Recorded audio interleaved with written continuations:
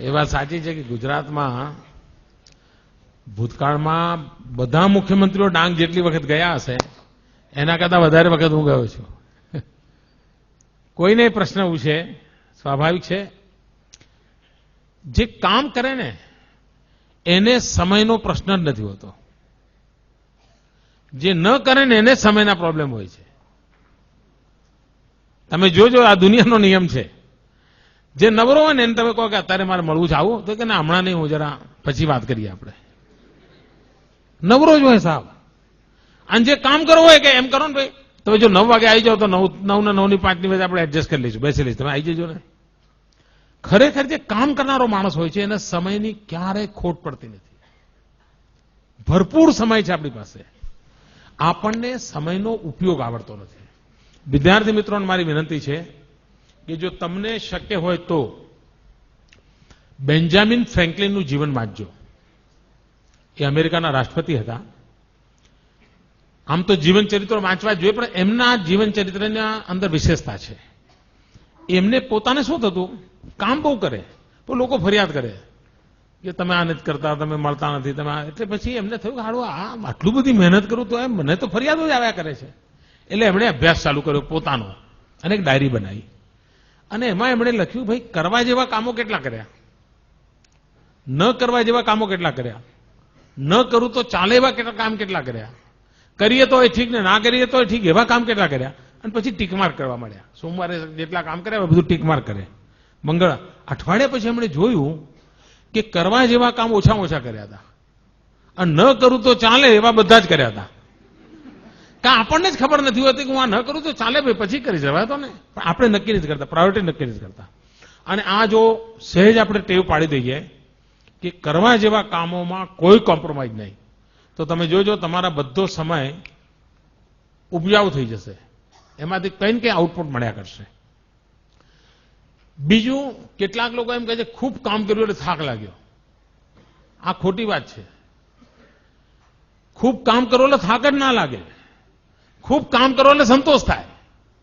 તમને સાહેબે હોમવર્ક આપ્યું હોય, વધારે આપ્યું હોય, પણ જો પૂરું કરો એટલે કેવું હાશ એવું થાય છે કે નહીં? આ સત્ય છે. અને બાકી હોય તો મમ્મી હું દૂધ લેવા નહીં જાઉં, મારું લેસન બાકી છે. મમ્મી હું નાના બહેન નહીં રમાડું, મારું દૂધ બાકી છે. અરે મમ્મી તું રેડિયો બંધ કરને, મારું લેસન બાકી. એવું ચાલે ને ઘરમાં? કારણ કામ બાકી છે. ખરેખર કામ કર્યાનો થાક હોતો જ નથી, કામ કર્યાનો સંતોષ હોય છે. અને જીવનમાં તમે જોજો કોઈ દિવસ કામનો થાક લાગે જ નહીં. આ ખોટું ભ્રમ છે. બહુ કામ છે, થાકી ગયો. કાં તો પછી તમે ન કરવાના બધું કરતા હો તો થાકી જતા હો. અને તેથી સમયનો ઉપયોગ કેવી રીતે કરવો, સમય બરબાદ ન થાય એના તરફ આપણું ધ્યાન હોવું જોઈએ.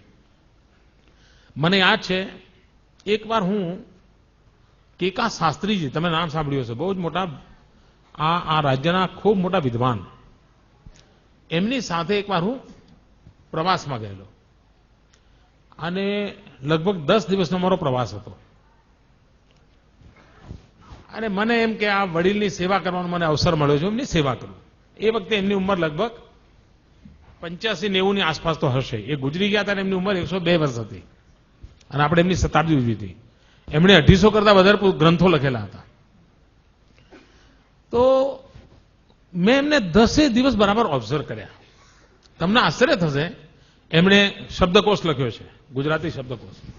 માનો કે રેલવે ફાટક હોય અને રેલવે ફાટકમાં અમારી ગાડી ઉભી રહી હોય તો આપણે શું કરીએ?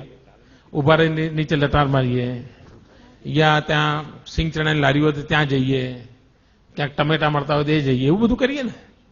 મેં જોયું કે જેવી બસ ઉભી રહી નથી કે પોતાના થેલામાં ચોપડો કાઢ્યો નથી, તરત આમ લખવાનું ચાલુ જ કરી દે અને ફરી પાછી ફાટક ખુલે અને બસ ચાલે પછી અમને મૂકી દે. મને એમ થાય કે આ માણસ સમયનો કેટલો બધો ઉપયોગ કરે છે. રાત્રે ક્યાંય પહોંચવાનું હોય, ધર્મશાળામાં ઉતરતા તો હું એમના માટે કે પથારી લેવા જઉં, એ પહેલા તો એ પોતાનું જે થેલો હતો એનું ઓછું કરીને સુઈ ગયા હોય. મારે એમને રાત્રે ઉઠાડવા પડે, કશું નહીં, કોઈ અપેક્ષા જ નહીં. ત્યારે હું જોતો હતો કે આ વ્યક્તિ આટલું બધું કામ કેવી રીતે કરી શક્યા હશે. સમયનો એટલો અદભુત ઉપયોગ કરતા હતા એ. મેં એટલા આમ અને બારીકાઈથી મેં જોયું છે ને. અને મને તાજ્જુબ હતું અને એમના જીવનક્રમની અંદર પૂજાપાઠ, લેખન, વાંચન આ ચીજમાં કોઈ 1 મિનિટનો ફરક નહોતો પડતો. અને 10 દિવસનું એટલું હેક્ટિક શેડ્યુલ હતું. એ ઘરે લઈને જેટલા કામ પૂરા કરતા હતા એટલા જ કામ એમણે પ્રવાસમાં પણ પૂરા કર્યા. એટલે મારા મન પર એની અસર હતી. અને 85-90 વર્ષની ઉંમર, આપણા ઘરમાં આપણા દાદાજી 85-90 વર્ષના હોય તો શું કરતા હોય તમને ખબર છે ને? આ 85-90 વર્ષની ઉંમરે અને 103 વર્ષ જીવ્યા હતા.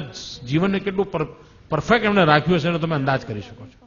તો સમયનો સદુપયોગ આ મંત્ર લઈને જો ચાલીએ, કરવા જેવા કામોને પૂરા કરવાનો આગ્રહ રાખીએ, કામમાં આનંદનો ભાવ અનુભવીએ તો આપણને ચોક્કસ પરિણામ મળે.